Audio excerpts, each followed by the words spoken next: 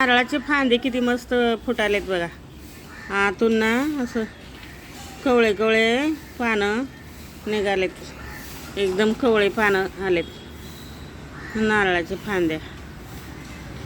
मस्त आहे. तिकडे खूप नारळाचे झाड आहेत आमच्याकडे. हे बघा, सगळीकडं कुठं बघील तिकडं नारळ पडतात खाली चालताना रस्त्यानं. असंच नारळ भेटतात आम्हाला. आमच्या पुढं नारळ धापदिश पडतात चाललं की. नारळ घ्यायला येता का तुम्ही? पण नारळ की महाग आहेत.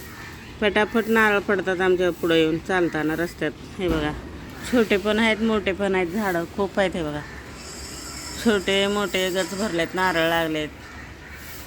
आणि नारळ आता काढलेत लोक ना, म्हणून नारळ नाहीत जास्त. एवढे नारळ आहेत.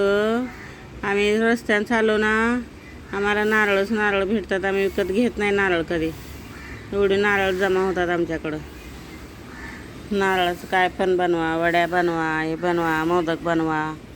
हे बघा, हे फांदी आहे ना, किती मस्त असं वर आलं आहे, कवळे कवळे फांदी. आणि आम्हाला चॅनलला सपोर्ट करा, लाईक करा मित्रांनो. आमचं छोटं चॅनल आहे म्हणून आम्हाला हे करू नका. आमचं चॅनल असं पळवू नका बघितल्याशिवाय. तुम्ही आमचं चॅनल बघितलंच आम्हाला फायदा होईल. आम्हाला अजून पैसे भेटले नाहीत यूट्यूबचे. आम्हाला पैशाची एवढी गरज आहे. मी 2-3 वर्ष झालं व्हिडिओ बनवते. गरजेमुळंच बनवत आहे ना माणूस.